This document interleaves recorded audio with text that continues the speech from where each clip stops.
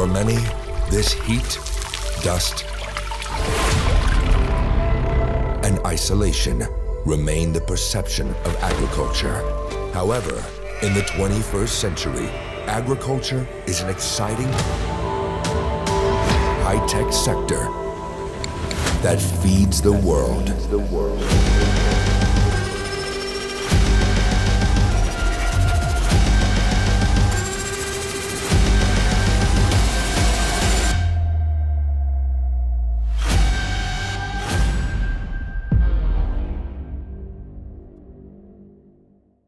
Hi, Andre. It's so nice to see you. Andre is the Global Technical Support Person for the Grappa Varieties, and he is South African. Spent a lot of time in Namibia, and we've had the opportunity to sit down and chat to him and hear about his career in the grape industry and hear what he's up to. Yeah. So nice to see you again. Thank you, Louise. Tell us a little bit more and tell us about what you're doing, and it'd be lovely to hear a little bit more about you. Yeah, I've been 40 years growing table grapes or being part of table grapes, that's all. I get a lot of questions when I travel. Do you know anything about a citrus or stone fruit or palm fruit? And even if I did study it in Elsenburg, I always say no. I don't know anything. It's only about grapes.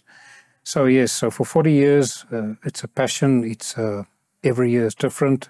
I think that is what keeps me going. And at the moment, I'm, as you said, the technical global supporter of Grappa. So I go to different countries. I assist growers on basically A to Z of production, sometimes even marketing. They will ask questions. And yeah, the countries started with 3 or 4, and it's now already past 15. So this is what I do at the moment. Wow. So which are the countries you travel to? Egypt, Turkey, Tunisia, Morocco, Algeria. There's a possibility of a Libya, then Greece, USA. I did India. I did China. I'm going to Cyprus, can you believe it? I did Abu Dhabi. They've just done their harvest last week. They actually called me on the weekend to say it was really a good success. Fantastic. The fruit actually goes to the king and the royal family, and they were delighted what they saw. So yeah, and then as you know, Namibia is also a country that if I have time, I still give some advice there. Go to Brazil, go to Peru, go to Chile. So wherever they need me, they send me. It changes basically every 3 months. So if there's a need, I'm on the plane. No. Wow. But how did this, you've farmed yourself, but how did this whole thing with Ara or Grappa come about? Dewald, it started in 2001 when Early Sweet was basically released, and myself and Dr. Compion and Ati Valentine and Peter Alderman of Top Fruit, we got onto a plane and we went to Israel. I'll never forget it because the security check at the Johannesburg airport was about 1 hour per person. Anyway, so we left. Because you're going there. Yes, we left for Israel. I don't want to say the questions they asked me and the way that I answered them, but it's quite funny. At the end, I said to a lady, you know, you have a male vine and a female vine, and then they get a baby, and I'm going to look at the baby. So then she understood, and she stamped my passport. But so we went there. There was Early Sweet. I mean, Early Sweet was the very, very first year of Early Sweet, so there was no Early Sweet worldwide, nowhere, only at Chafar's farm, Sugar One, Prime, and then we had to decide. And as I walked in, I went to 3 different rows. I decided Early Sweet. I came back, and I said that Early Sweet will be perfect for Namibia, for the production, for the time zone. Then there was a little bit of a problem. because they had to have an agent in South Africa, and they were forcing us to then marketeer through one identity, and we said, no, we can't do that. We want an open model. So after a month, they agreed, and we got an open model.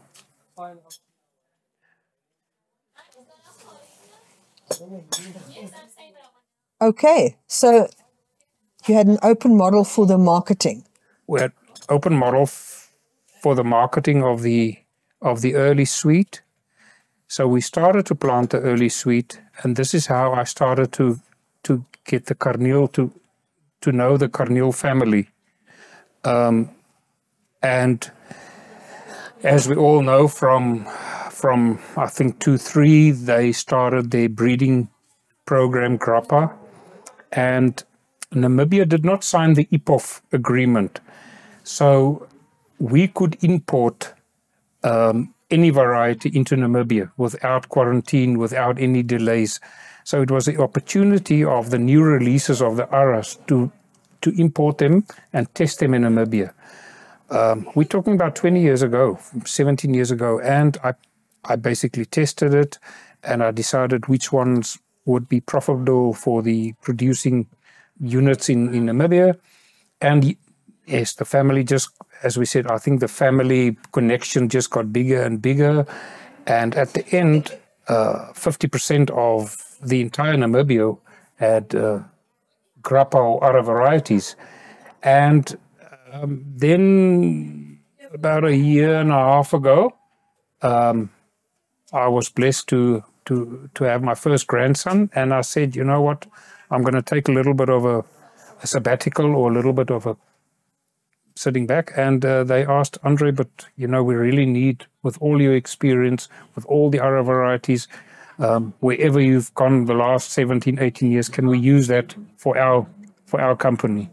And this is how Dewald, this is how I got to where I'm now. Sure. So from you know, I think we're talking about Namibia, but tell us about the place that you work. Tell us about where it is and the kind of climate it has. People that don't know. Tell us about Ausenkerk. Where is it, and tell us a bit more. I think 90% of the visitors will tell you it's the moon landscape. So that is a common name for where we live. So it is on the border between South Africa and Namibia. It's 50 kilometers downstream from the Fjolsdrift Noordoever border post as you enter into Namibia.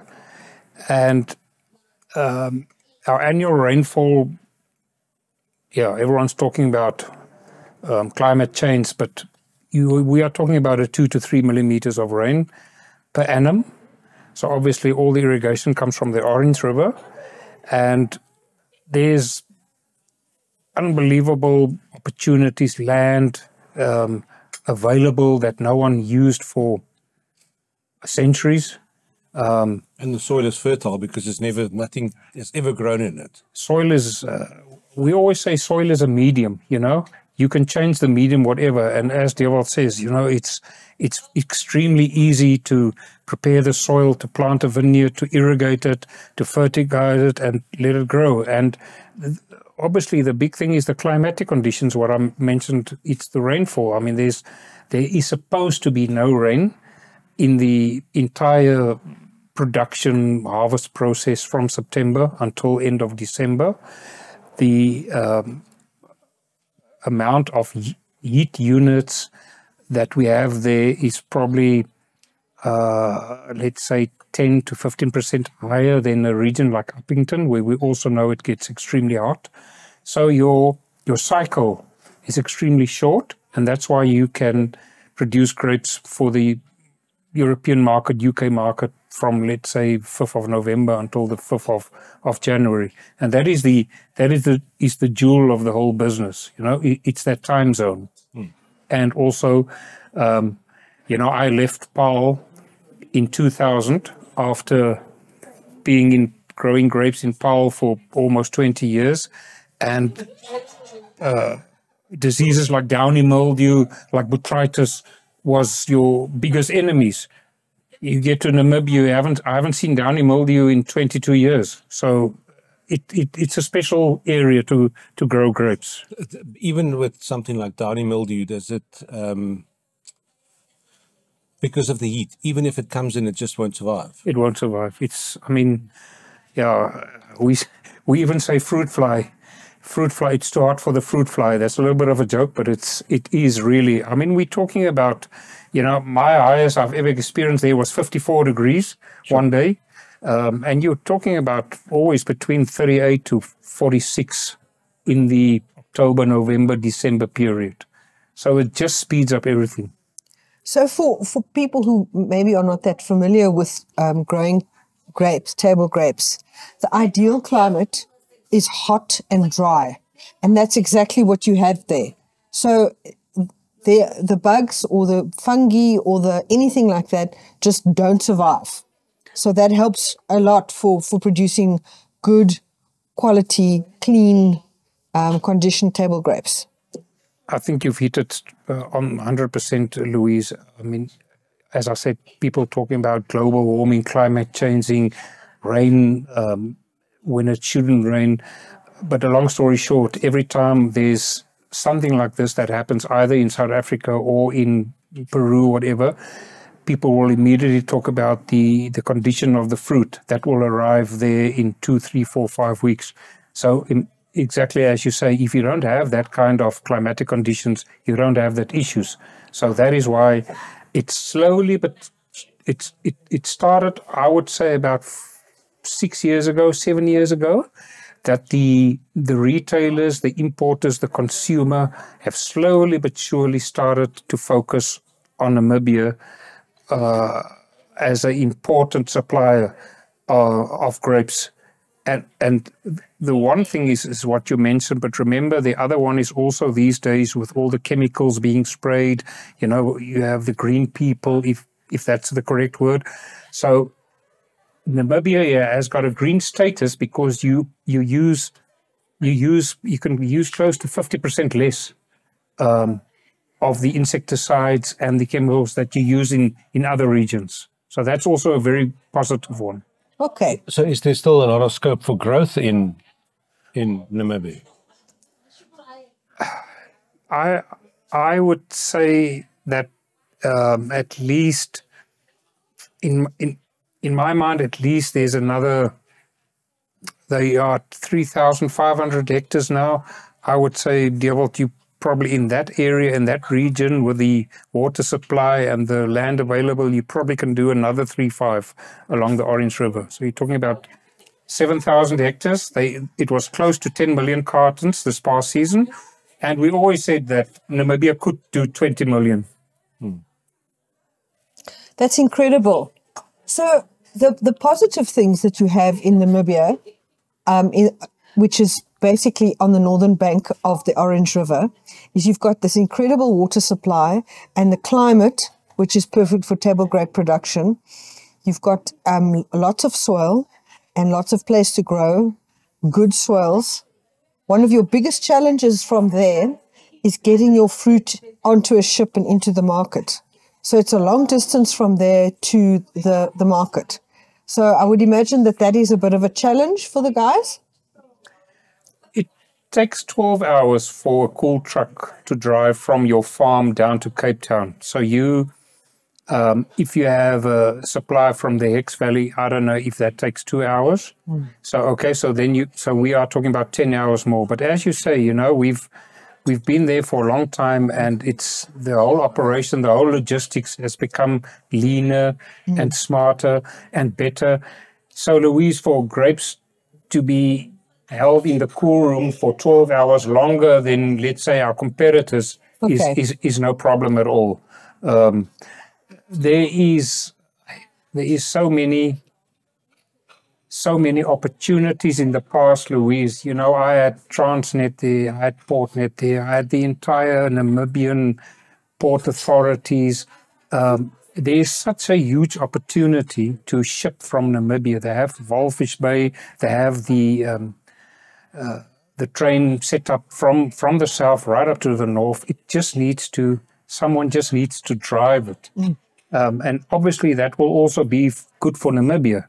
So I hope and I dream that one day someone will tick that box. But they're going to be building a new harbour at Alexander Bay. There's a new harbour coming there. Yes, so Luderitz, Alexander Bay, Luderitz, we tried Luderitz. They're too shallow, so you can't have these big vessels. But if they have something like Saldanha or Cape Town and they do it in Alexander, I mean, it's 2 hours from the farm. Yeah. So that could be. It's been in the news, but it's not been promoted, but that's not going to be, it's probably going to be the next 10 years. But there's a new harbour coming there. Buchubai. Buchubai, yeah. So, okay, very interesting, Namibia. And so going from living in this very isolated place with its challenges to being somebody who travels the globe, everybody thinks it's so glamorous. But I can imagine it's pretty tough on your system to move around as much as you do, but also inspiring to meet the people that you do. Tell us a bit about your new job, what that's like.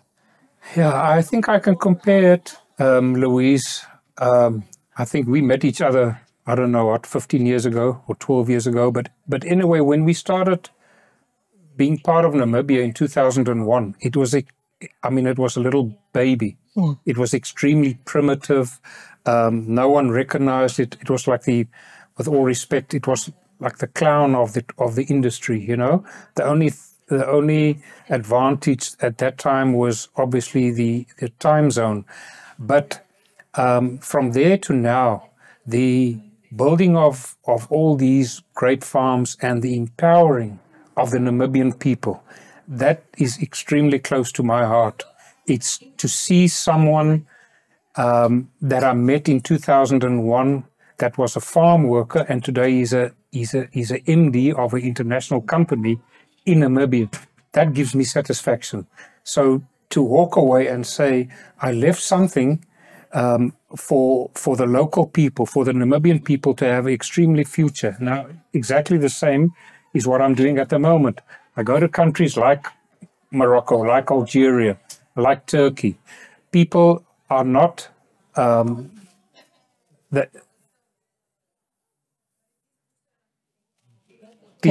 people are not familiar at all with the grape industry as we know it. Yes. You know. So again, here it's as well seeing the development, seeing the results, seeing the questions, like, with all respect, like children, and by empowering these people. So yes, it's tough. It's tough, the flying, the hotels, the loneliness. I mean, every night you're alone in your hotel room, but getting out of the car and seeing the way the people greet you, you can see in their whole body language, they are happy to see you. They share a lot of you. You become friends. Exactly the same what we did. I mean, I have so many Namibian friends now that as I said, that we empowered, and now they're my friends. They talk to me on WhatsApp, they call me, and this is what gives me satisfaction. So you're actually being a mentor to people internationally, people that are just starting out. Some are a bit further down the line, but some are just starting out. So literally they would probably really appreciate your invaluable knowledge that you bring them. So it's teaching, and I would imagine that's very satisfying. No, and as you say, you know, it's not only, I mean, you have you have Greece that's been growing grapes for, I don't know what, million years, whatever. Yes. But, you know, they have all the old varieties, the Thompson seedless and that. Now they have this new ARA, ARD, grappa varieties, and basically they are starting from scratch. Yes, they know how to prune, they know how to irrigate, but it's like they have no knowledge of the finer techniques.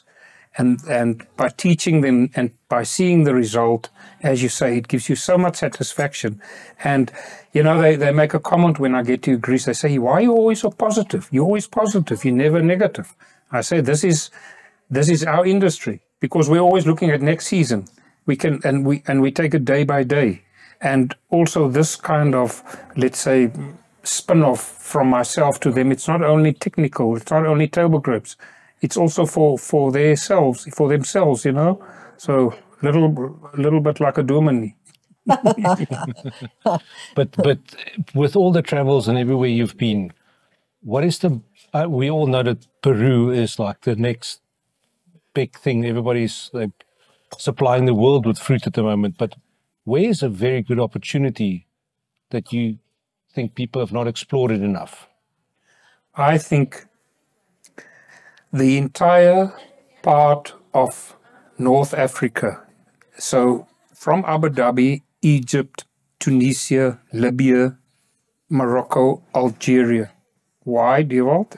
They have amazing climate. They have, let's say, a Hex Valley climate where they have very, very cold winters. And then they have basically like 1,000-year summers. I mean, they're close to the Sahara Desert where there's no rain. And also where their cycle is very, very short. And the big thing is, if they harvest on Monday morning they harvest. Wednesday, it's on the shelf either in Germany or in London or wherever, or in Spain. I mean, it's just across. Proximity to the markets and the right climate. Yes. So, and they're in a time zone before Spain, before Italy. They're in between India and the European supply. So they have a, to my mind, they have a 55 to 60 days, and that's exactly what you need. Yeah. You know, to supply. That's 2 months. Yes, and I mean, as I say, if you're a consumer or you're a retailer or importer and you know that these grapes have been picked on Monday and here we are selling it already to the clients on Wednesday, that makes quite a big difference. You know, if you use it as a marketing tool, I think it's, and Dewald, there's so much opportunity there. They have the land, they have the water. It's just that it's something new that one needs to put pressure on and develop. Is there enough mouths to eat all those grapes? Yeah, someone well known in the industry asked me this in 1989 when I was still in Paarl with the Kirsten group. They said, who's going to eat all the grapes? Now we're in 2023 and I can still tell you, Dewald, if you do the proper job and you have the blessing of the climate, you can still make very good money. Who's the consumer? I cannot tell you that. It seems that after COVID, people are talking about more healthy, you know, citrus, fruit, apples, whatever. But to me, there's always a market. There's always an opportunity. And there are new opportunities. Markets that were never thought, were never considered as possible markets are now being developed. And as you were saying, North Africa could really be a production area. Who's to say that you wouldn't be able to market right there in those countries and into other parts of Africa? Because one of the things that people in South Africa as growers are looking at is that the long supply chains to our Northern Hemisphere markets, people are looking closer to home, and the apples have done extremely well into Africa. So as supply chains and infrastructure improve, it's something that you could be developing markets that you completely overlooked before. So that's also something to consider. Yes, and exactly what you say. They say, you know, if we supply grapes in June, that is when let's say the peak will be. There's no grapes in South Africa, zero, nothing. They import from Egypt. Yes. You know, but now you have Algeria, you have a Morocco, you have a Tunisia that you can have supply grapes June, July, August, when we don't have any grapes in South Africa. And as you say, not only South Africa, Namibia, Angola, all our countries here. We wait for the Namibian grapes in November. And then we wait for the Hex Valley grapes in January. But what about all those other months? And it's one continent. We get stuff from Spain, and it's really not good quality. It's not. And they are before Spain. And as I said, Dewald, they have this typical 1,000-year Uppington climatic conditions as well. They don't have a summer rainfall, but they have this dry desert climatic conditions. So people, many times they ask, why is your grapes different taste? I said, it must be the climate. Must be the climate. It must just be the hotter nights, the hotter days. You have a different taste, you know, more favorable, I would say. On that matter of having different flavors and different tastes, is it you get to travel. You probably, because you go to see the other varieties and all the grappa varieties in all the different places, it must be very interesting for you to see how they, how different or how they adapt to different climates. It must be very interesting. And what can you tell us about that? It's a very good question. To give you some background, as I said, we've just had a harvest in Abu Dhabi. Now, if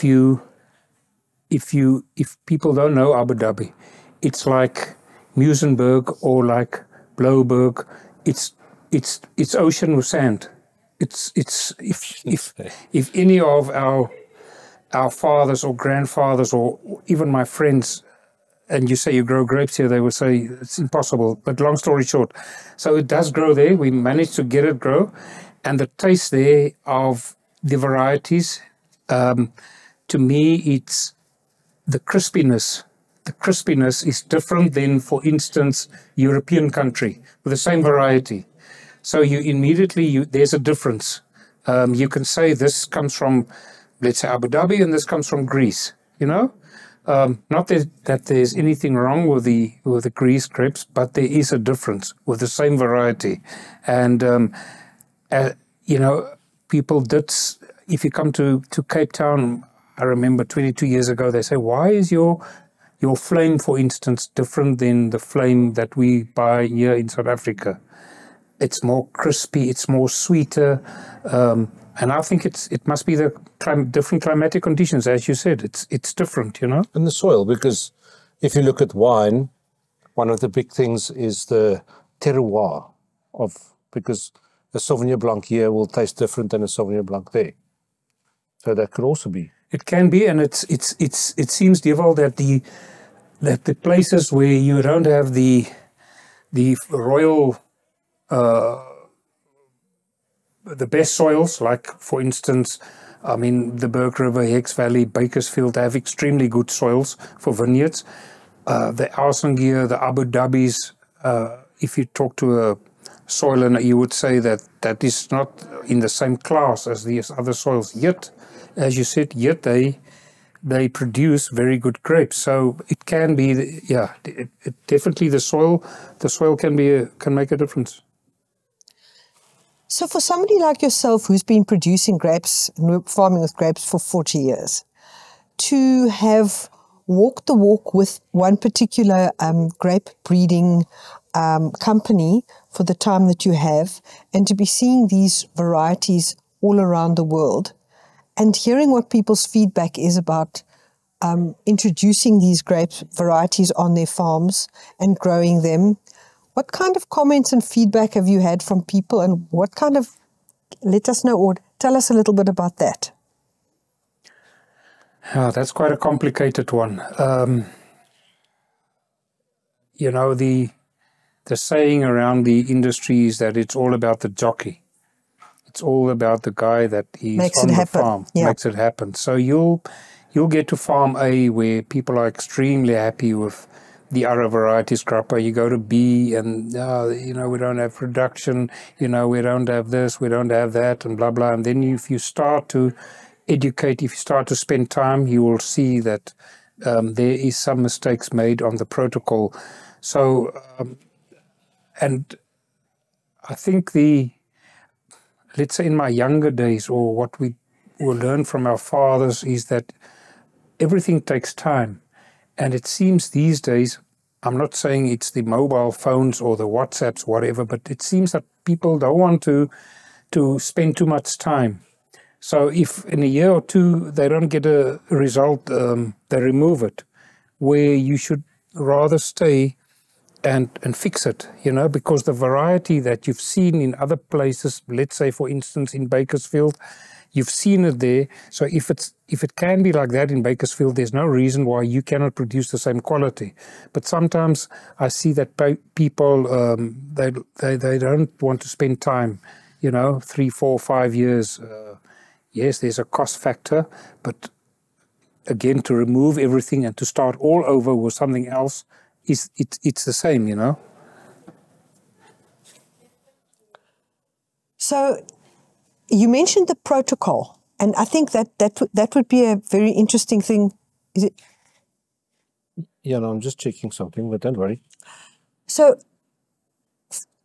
when you mentioned the protocol, I know what you're talking about, but can you a little bit expand on, obviously when you plant this variety, there's a how-to, and then also there must be a range. There must be a...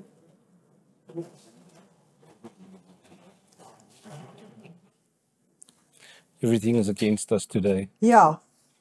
So if you're planting these varieties, there must be some kind of a manual of how to grow them, or a protocol, or an explanation of how you should do it. Tell us a little bit more about that. Yes. Usually it comes from the breeder, let's say a basic protocol. But I can be maybe a little bit different than other people. I say that each country need their own manual or protocol, and even the regions in that country. For instance, we have a very good, let's say, university of table grape advisors and growers and so on in South Africa, and we have a very good booklet, as you know, and they always say there's 1, 2, 3, 4, there's 5 different regions. So in this region, don't do this, in this region, don't do that. And with the release of the new varieties and the basic protocol from the breeder that the grower receives, he obviously does that. But unfortunately, this is where we said before, you need the time to test this variety in your own vicinity, in your own farm, and it can be that the protocol has to be adjusted.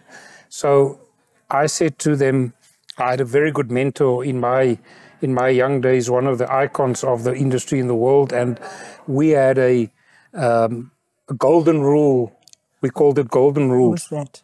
J.D. Kirsten, and we had a golden rule book, but that book had to be updated every year, every single year. So even if it started in 1972, the golden rules, it changed. It changed from year to year, because some people see something or explore something, and then they see you get a better result or a better color or a better berry size or whatever if you do this. And sometimes it's totally against the protocol, but it's experience, you know, it's experience.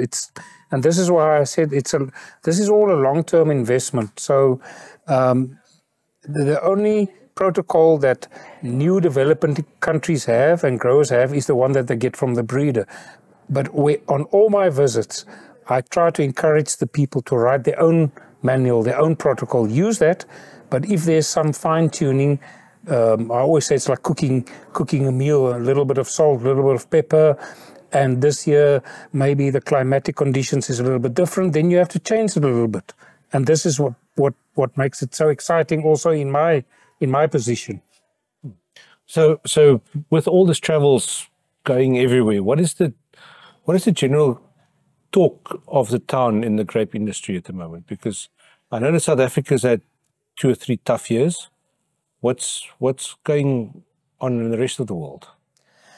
I think, Dewald, the big thing is the economy. The economy, as you know, the Europe, the US, everyone, because of the war situation from Russia. So there's a little bit of a negativity on the expenses, the fertilizer, the fuel. It's not as positive as it should be. There's a great positiveness on the new varieties that is being released, and that shows extremely potential. But there is a little bit of negativity on the cash flow, you know, the economy. And like you said, it's not only in South Africa, it's wherever I go. It's tough times, as they say. But again, then you get pioneers, you get go-getters that say, you know what, we just need to go forward. We just need to close our eyes and plant and just go forward, because it will change. So you have the positive people that, but at the moment it's a little bit negative based on economy. And when you were in the States now in March, when you were back in Bakersfield, after all the very wet season that they had, what was the the general talk of the town there. Because what a lot of people don't know is that fruit gets picked today and tomorrow it's on the shelf. Yeah, so they had an abnormal winter, late winter, with a lot of water, a lot of snow. A lot of towns was under flood. You know, even the 2 days yesterday was 6 degrees in Bakersfield. I mean, it's close to May.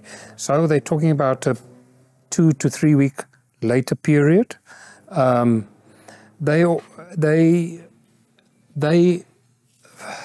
also in a mode, Dewald, that sometimes it's difficult to change. If you're in a mode for 40 years, you don't want to listen to someone else. But due to the different climatic conditions and the global warming, blah, blah, all of that, you know, I was taught when I was a young guy, cut late, cut fruit, cut early, cut wood. That was a slogan that was in the J.D. Kirsten office. Cut late, cut fruit, cut early, cut wood. So what does it mean? It means that try to prune as late as possible to maximize your production, and that will maximize your income. Because trying to go too early, there's so many risks, and this season shows, to answer your question, that a lot of growers still went the November, December period of pruning, where you actually should have pruned mid of Jan to end of Feb, and you would have a total different result. You know, the budding, the growth, all of that. I've seen it luckily, in Morocco, the same, and luckily the people did also see it. I was there in December, and some people said we will prune the first week of January, and I asked why. No, because we always prune the first. I said, but I don't think you should. You should prune end of January. 5 pruned first and 5 pruned the end of January. There's a 60% difference in production at this stage, just because of that. But luckily everyone has seen it, everyone is talking about it, and we made not a joke, but we said, you know what, go on holiday, 25 December, 1st of January, forget about the farm, come back in January and prune. So that is little things like Louise said, the protocols that you need to adjust, you know. So I think... But is that adjustable by conditions of the season? When do you make that? Because you don't know what's going to come in a month's time. Let me give you an example. When we started in Namibia in the 2000s, there was very, very little vineyards, I think 100, and then I don't want to mention names, but people in their mind, we are early area. We are early, and this is where we make our money. So we prune in May, and we finish in June. Then you have, let's say, myself and some other people coming from the Cape, from the industry. We start pruning in July, and we finish mid of August, but we still produce grapes at the same time. But our harvest is 3 times more. Now you will not find any grower anymore pruning in that stage. So this is, I say, it's sometimes a 50, 40, 60 years, I don't know what, that people are in this mode, and you need to change. So yeah, it's a fine tuning. They say most dangerous words are, we've always done it that way. Very true. No, very true. But you see it all over. Even in Egypt now, when I was there, it was like a little bit of a debate. They say we need to be on the market. We need to be on the market in that stage. I said, my friend, we have a very, very good organization and company in South Africa, and it does economical survey, you know. I think we all know who I'm talking about. And they will tell you that nothing beats production. Nothing beats production. If you want to make money, you need production and quality, those 2 things. You can be 2 to 3 weeks in the market before your neighbor, but your production will be 50%, and no consumer is going to pay double for grapes. Yes. No one, especially in these tough times. So, and then, but it's like schooling, as we started the conversation. It's talking to people that doesn't have this background or experience, and you can see they don't believe, but as soon as they see their neighbor did it, and now they see, wow, look at this guy's production, and he's going to be the same time. He's going to be 2 days later. It's going to be no difference, but his net income is going to be 5 times more. Sure. So back to the grappa varieties. You're going around the world and telling people how to grow them and how best to grow them and how to fine-tune them. Have you seen the introduction of these new varieties to new countries and new farms making a difference to the growers, that they are improving their production and potentially their income? Yes, I think the seriousness of the whole grappa organization or company or family, by the massive amount of input they put worldwide, and for myself going there and spending knowledge to them or experience, they start to change their methods, so their profitability goes up and up and up. And the big thing, Louise, is these days we all know labor is extremely expensive, and the main aim of the grappa varieties is as little as possible usage of labor, because it's extremely expensive. So as soon as they've seen this they've planted this new variety, they compare it with the Thompson seedless or with a European variety, and they say, but you know, it's so easy to grow. It's just there, and it's also very productive. That's also one of the key issues of the grappa. It's extremely high in production. Then they start to see and they understand that, wow, we are making 3-4 times more money than ever. So this is the positiveness. Wow. That's really cool. It's I think that people that's not involved or don't understand the breeding aspect of fruit in general, it's one of the most interesting things that's there. How you can make something that wasn't there before that can just uplift people. Yes, if I think of Dewald, of my younger days with the old varieties, the Dam Banana, the Waltham Cross, all those kind of varieties, you know, all the effort and how easy actually it can get with these new varieties. You just need to buy into it, buy into the protocol, buy into it, and yes, as I said, the jockey makes the difference, you know. When we were in Paul now earlier, there was a street, I don't know if you saw it, Louise, Waltham Cross. Yes. A street name, and I wonder if anybody living in that area even know what it is. Piet Geldnys of Cape Span, he lived in that street, in Waltham Cross. He lived in that street for, I don't know what, 30 years, 30, 40 years.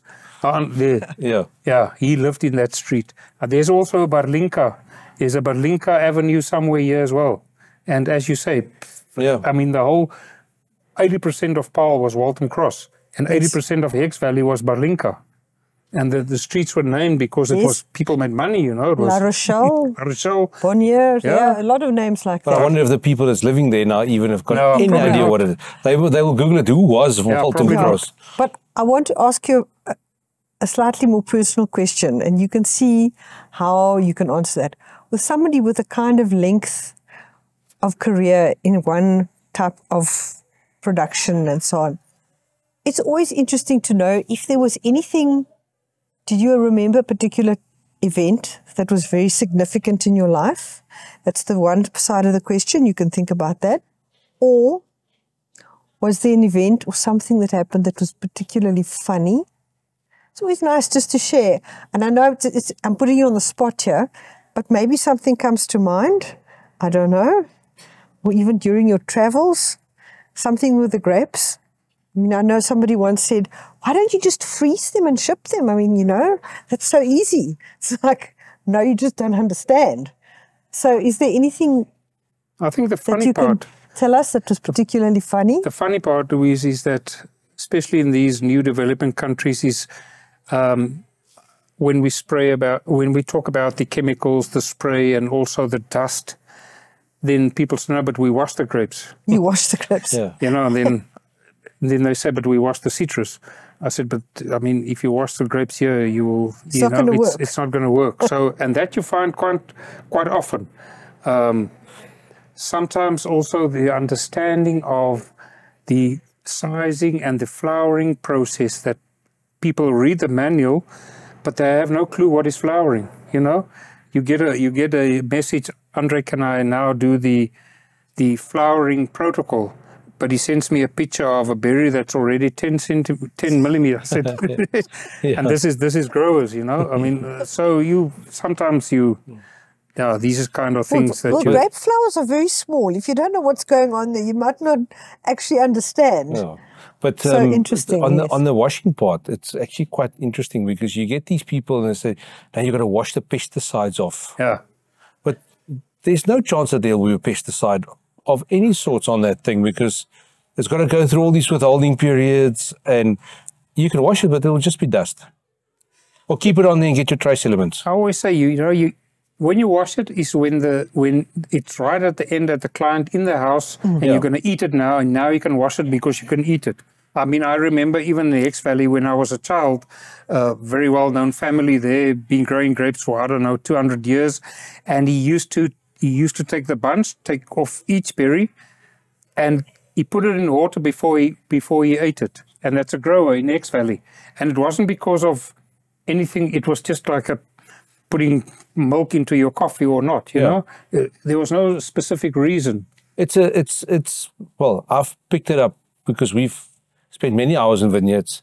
You get that dusty taste, the dust on your teeth and on your tongue and your lips, but you know what it is. Yeah. And I've just recently, last week, we bought grapes from the shop, and it was on there as well. And I was like, but if you wash it, it's just to get the dust off. And also, people confuse bloom with dust. Yes. And we're talking about bloom now, but maybe you want to explain a little bit what I'm saying, because some people might not know. Maybe an opportunity to talk about that. You know, especially the black varieties, Mystic Bloom, is, as you said, it's like a whitish, not powder, but wax. It's not shining. More waxy. Yes. So you go to certain countries, consumers, let's say the Far East, is totally different than the West. The consumer would either prefer extremely shiny, like a cricket ball, a red cricket ball, or the other consumer would, please, I don't want to see any shininess, you know, especially your retailers these days, your importers from the UK, they want to see the bloom. So the bloom has now suddenly become, it's handled minimum, and the taste is different because it has a bloom. Let's keep it like that, you know. Interesting. Because the big thing is that grapes don't want to be handled. They don't want to be handled. So the less handling you can do to grapes, the better the end product is. And now consumers, importers, retailers know all of this. They know that, listen, if it arrives and we open the box and it's just that bloom, we take pictures, we use it as a marketing tool. So it's quite positive these days. It's not more the shininess, you know. I had we filmed something in the X Valley once with people from China, and the girl said to me that you can get up to 100 Rand more per box from the same shipment, the same vineyard, everything, just because the grapes got bloom on it. So for growers, that's a lot of money in the pocket if they can manage to do that.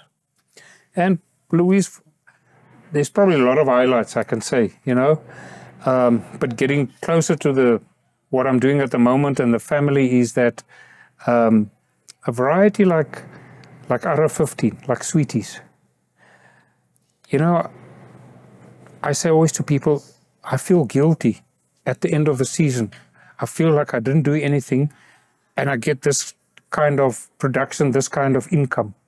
So that is an extremely highlight to me, the last, let's say, 10 years on a special variety like R15, like Sweeties, to have this kind of fruit, to get the feedback, and at the end to see the net income in the farm. It's absolutely amazing. It's something that you feel, yes, this is what you work for, you know. Where other times there's always a struggle and a fighting and the price and blah blah with like out of 15 of sweeties. I think it's an amazing grape. It's what's made the difference from an average harvest to an incredible harvest is that grape which is bred so well to actually be able to do that. Yes, and that one is the one that ticked me on the rest of the Aras. That one, because I said if a breeder can breed something like that to a grower and then surely the rest of the family, they must also be, you know, siblings or exactly the same. And now, I mean, we've seen this last year or two. The new releases now is absolutely amazing. Incredible. Yeah. I think we can. Yeah. Something we do with everybody is that we. This is our little ritual. It's quite fun. We asked the previous person that we interviewed, and these things are not going to go out in chronological order. So it could have been anybody. We asked them a question, or they must give a question for the next guy. So you're going to get a question from the previous person we interviewed, and you afterwards you're also going to give us one that we're going to ask to the next person. It's completely random. And that person doesn't know who it's for, what it's about, if it's a fruit or tractors or whatever the story is. So it could be anything. But this one was actually from a fruit grower. The question was, do you pay attention to what variety fruit you buy? And it's a bit of a loaded question because I'm Yes. working with varieties. I can just see you would do that. We just talked about the R15 that they call the sweeties. I call it the Granny Smith. It's got this high acidity, and the Granny Smith of apple, yes, of grapes. So, yes. So to answer your question, Dewald, if I go into a supermarket, when I go to buy an apple is Granny Smith. I don't want to buy. I know there's fantastic varieties of apples, but maybe I'm still old school. So I go and I see. I look for Granny Smith. So you like a Granny Smith personally? Yes. Okay. And so I look for the variety. This weekend, I was in Azefontein and there was grapes in the spa. And the first thing I looked is the variety. And I decided on the variety if I want to buy it or not. And which variety was it?